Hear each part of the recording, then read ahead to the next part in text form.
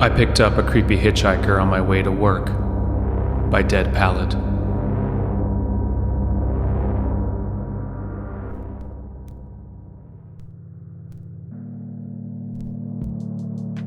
It's never been hard for me to find a stable job, but one that pays well or that's close by is usually a problem. I had recently been fired from the Inkwell, which was a small print shop. I'm not sure if it's still open. Anyway, my wife was very concerned I wouldn't find a job, but I rested easy knowing I would find one in a day. There was no way I'd let my child go without food or toys, and he had his eye on a Crash Bandicoot toy. I did find a job. It'd pay well too, but it was an hour and 15 minutes from home. It was to be my first day at West Camp Press, and I was on the long stretch of road from Chillicothe to Columbus when I saw a man hitchhiking. Now, let me back up. I don't know that he was hitchhiking. In fact, now, something makes me think I was hitchhiking. I know that sounds crazy. I had the car. I was driving. The lease on the Hyundai and the car insurance. I should have been giving him a ride. But when I think about him quietly getting into the car and not responding to my greeting, it makes me think he was taking me somewhere. I didn't think I was in danger. Well, maybe initially. But a few minutes in, I realized that if he was a serial killer, he'd have done the deed by now. I guess he was a man so down on his luck that he had nothing to say. He was dressed in all black. He didn't look homeless, but he did have an unkempt beard.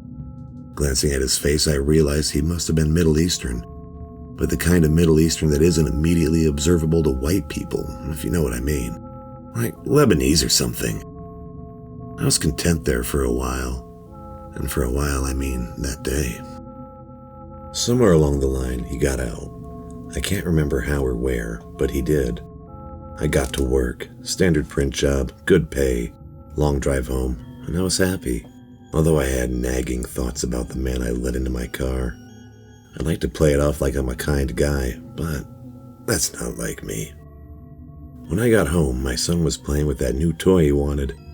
My wife wasted no time getting it for him when she heard I got this job. She had something for me as well.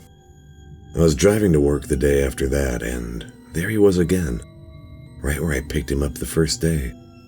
I rolled down the window and asked how he got back down there. He got in and rolled up the window, and I drove to work.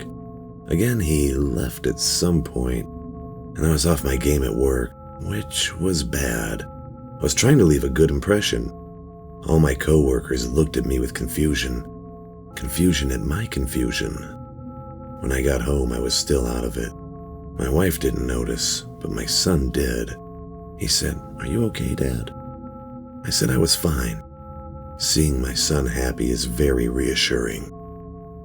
It was the third day, and you can guess most of it. It came to break time at work, and a friend I had made pulled me aside. I asked if I smelled like shit or if I was doing a bad job. He said, Nah, I think you've been doing fine. Just wanted to talk to you about a problem I've been having. See, I've been giving this guy a lift every day. A hitchhiker. He went on to explain an experience similar to what I had been experiencing. He thought I was making fun of him when I first explained I'd been going through the same thing. When we entered the break room, we found out everyone in there, without exception, had been experiencing the same thing. All the staff that worked in the printing room. When we started working again, we tried to laugh it off, like it was just a tale we were all telling to spice up a standard workday. But things fell silent, as we all knew the truth. It hadn't been like before. We'd chat and rib each other. I'd take most of the ribbing as the new guy. But now, we were all unsure of what the future held. When we clocked out, we all said, "Have a safe trip home," like that's what we were afraid of. It was Friday, and the fourth day the man hitchhiked with me, but this time I stopped at a gas station before going into work. Not to refuel or to get a snack, not because the man told me to drop him off. I just kinda stopped there. The man got out, but not before telling me the only thing he ever said to me. "Your son will have a bright future." He shut the door calmly and I drove away, feeling like I had just been judged. When I got to work, I said what had happened. People started chiming in, saying the same thing happened to them. But my friend said, "That's not what he told me." Later that day, I met the owner of the company. Later that day, the owner fired my friend.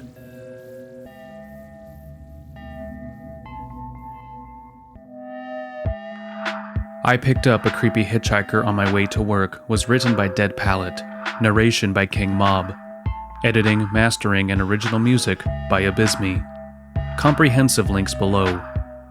YouTube.com/Creepypasta is a collaborative channel. Please subscribe if you want to follow our content. If you want to support the channel, please consider liking, commenting, and sharing this video with like-minded members of the community.